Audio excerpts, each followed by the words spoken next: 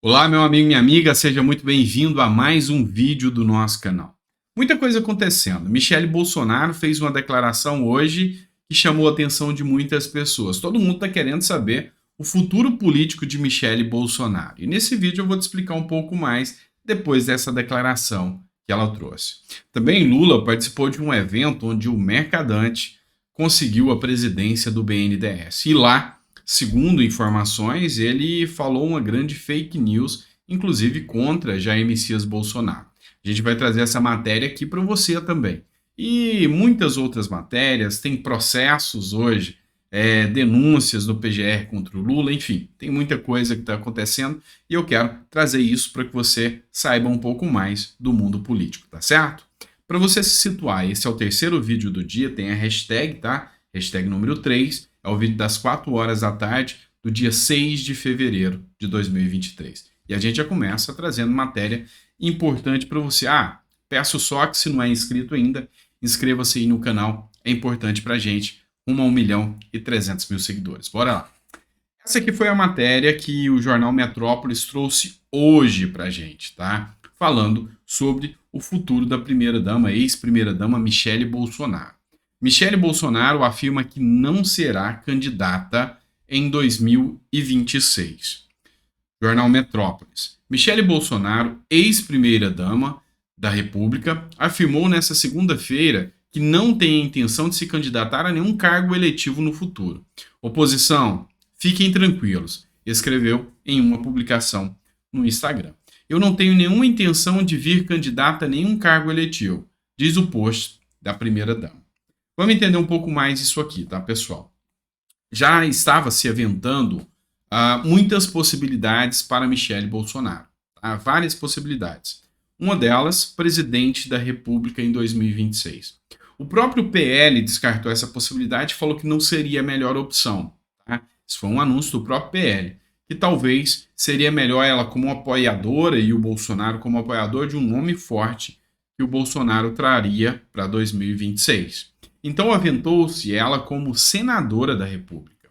Porque como senadora, pelo Distrito Federal, já tem a ministra Damares, que conseguiu entrar como senadora, e ela vai ficar por 8 anos. Daqui 4 anos, se Michele entra também, seriam 2 nomes fortes da direita brasileira no Senado, lá representando o Distrito Federal. Lembrando que o mandato de um senador é de 8 anos e não de 4, tá? Então, se a Damares entrou agora, ela só vai ter que participar de uma eleição novamente daqui 4 anos, tá bom?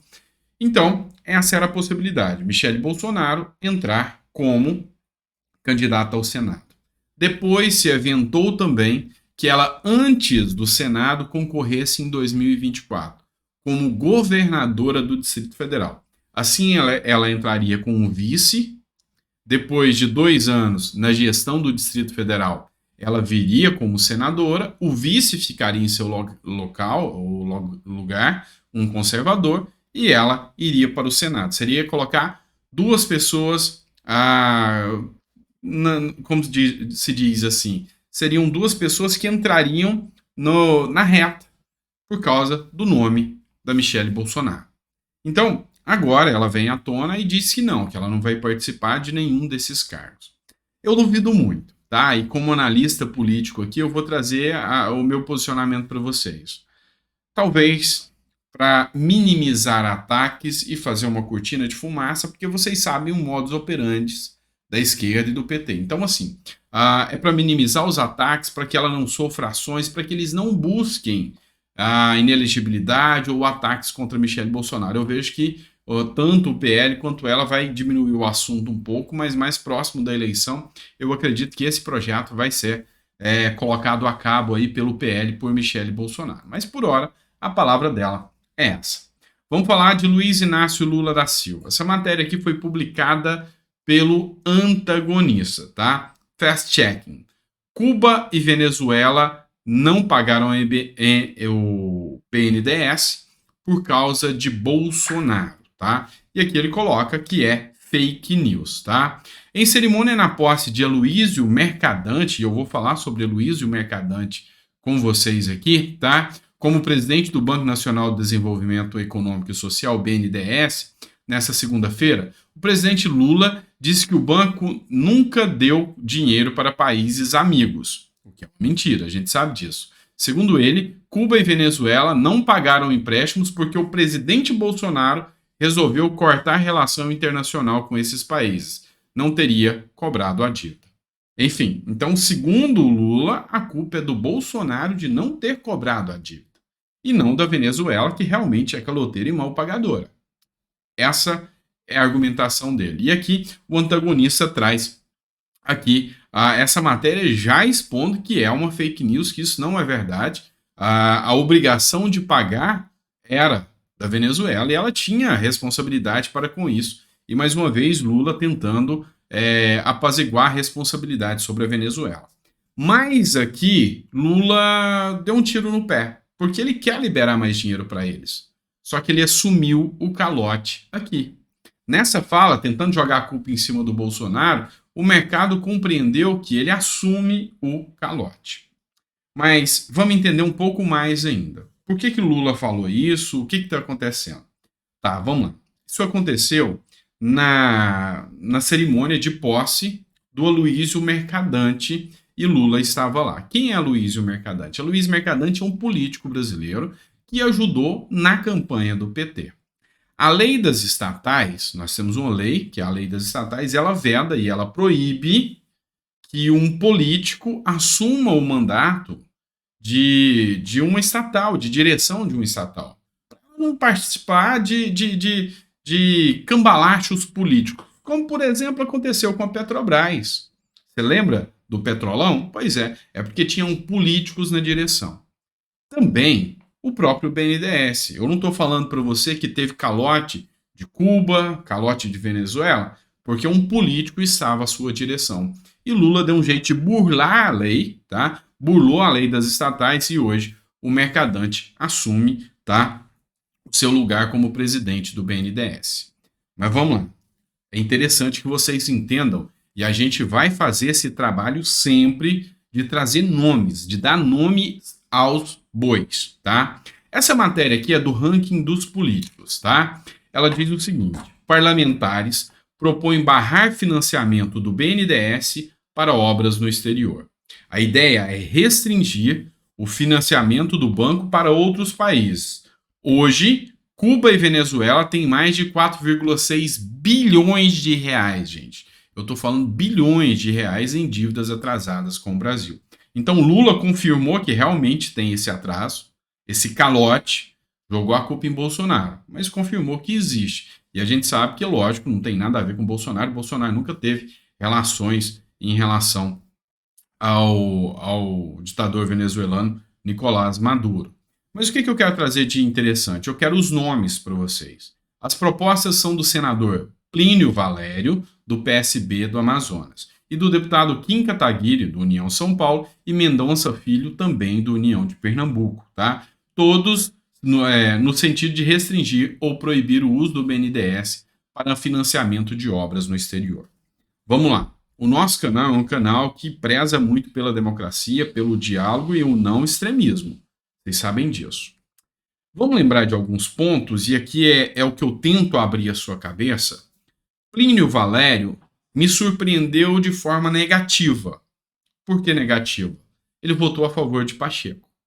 Mas Plínio Valério foi o primeiro autor desse projeto que veda o nosso dinheiro sair para o BNDES. Então você vai entender que ali é um mundo político. Ali você não vai encontrar nenhum político, não existe nenhum político que vai ser 100% alinhado com aquilo que você acredita. Então você tem que começar a ponderar a partir de então os acertos maiores e erros desses parlamentares. Então foi um grande erro votar em Pacheco, concordo, mas esse projeto dele é bom. Kim Kataguiri também. Kim Kataguiri também, tem muita gente que não gosta do Kim Kataguiri, por N razões e razões factíveis, tá? Não estou passando a mão na cabeça dele e você nunca vai ver eu fazendo isso aqui nesse canal. Mas ele está com esse projeto, impedindo que o nosso dinheiro vá para o ralo de ditaduras comunistas que violam, inclusive, os direitos humanos. Eu, como legalista, eu não posso aceitar que o dinheiro nosso, de pagador de impostos, vá para países ditatoriais que violam, inclusive, os direitos humanos. E a gente está de olho, fiscalizando, como cidadão, como jurista, tudo isso que está acontecendo, tá? Para que o nosso país não siga esse mesmo rumo, e isso é sempre um risco, tá? Vamos lá, essa matéria aqui também é importante, que eu vou trazer para vocês agora nesse momento. Isso aqui foi publicado pelo deputado Carlos Jordi, tá? Sobre uma matéria que fluiu na Gazeta do Povo, tá bom? Ó, regulamentação de aplicativos. Ministro do Lula fala em chamar Correios para substituir caso o Uber resolva deixar o país. Vou te explicar essa treta aqui, como se diz, né? Olha só, o ministro do Lula, tá? O Luiz Marinho, ele disse o seguinte, tá? Ministro do Trabalho, tá? Ele falou que não dá para deixar motoristas de aplicativo trabalhando sem todos os direitos sociais. Então ele vai fazer uma reforma trabalhista e vai aplicar todos os direitos que uma pessoa tem em cima da Uber, em cima dos aplicativos de entrega, dentre outros. Pois é. O grande problema é que se isso acontecer, esse vai ser o único país que vai fazer isso. E a tendência é óbvia, o Uber sair do Brasil. Mas aí não tem problema. Se o Uber sair do Brasil, nós vamos pôr os Correios para fazer esse trabalho. Vamos entender uma coisa. O custo operacional dos Correios para fazer trabalho, para fazer serviço, tá? Para fazer serviço prestado por intermédio de aplicativo, seria muito mais caro do que o que a Uber oferece. Ela tem toda uma estrutura, ela tem toda uma rotatividade, e quem vai sofrer no final é o pagador de impostos e o usuário do serviço público, o consumidor, do serviço privado, na verdade, o consumidor. Então, não tenha dúvidas, a concorrência é que faz com que o preço se torne mais acessível. É a concorrência. Não se trata de taxar, não se trata de fazer na canetada uma obrigação para uma empresa privada. Se o Correio tem condição e consegue prestar o serviço, ele coloque o serviço à disposição e faça a concorrência com o Uber. Essa história de que vai taxar e colocar regras trabalhistas, isso não costuma dar muito certo, tá? E eu vou te explicar o porquê. Porque se você pegar hoje um motorista de Uber, ele consegue ter para si um salário aí trabalhando bastante, assim como trabalha numa empresa, um salário de 3,5, 4, 5 mil reais. E eu converso, eu dialogo, eu conheço muitos motoristas de Uber que narram que é assim. Mas se eles forem ter as regras trabalhistas dele, a regra hoje no mercado é salários, empregos de R$ 1.300, 1.300 e poucos reais. Ou seja, muito menos dinheiro circulando na economia. Por quê? Porque todos esses recursos trabalhistas geram muito mais receitas para o governo, sindicatos, dentre outros. Então, é grave essa afirmação aí do ministro do Lula, essa é a minha visão. Mas é lógico, qualquer ponto de vista tem que ser levado em consideração. Talvez você tenha um ponto de vista diferente, seria interessante a gente ouvir. Mas isso aqui que eu trago não é da minha cabeça não, tá? As informações é dessa revista aqui, uma das que eu acho mais sérias do Brasil, a Money Times, tá? E olha só, esse mesmo ministro, Luiz Marinho, ele não só disse que é contra as plataformas de transporte, como ele é contra também os mototáxis, tá? Principalmente em cidades grandes. Segundo Luiz Marinho, e tem fundamento o que ele fala, mas não tanto, mas tem fundamento. Segundo ele, você transportar pessoas na moto, você coloca essa pessoa em risco. Tá? O que ele não entende é que tem muitos mototaxistas que trabalham bem e fazem bons trabalhos, mas se não tiver o serviço de mototáxi que veio para ajudar o mais pobre, ele vai superlotar o serviço público, e o Brasil não tem estrutura para isso. Ele vai tornar mais caro o transporte do trabalhador e reduzir a mobilidade. Tudo bem, a gente quer, e a gente sabe, o risco de um acidente envolvendo uma moto é maior.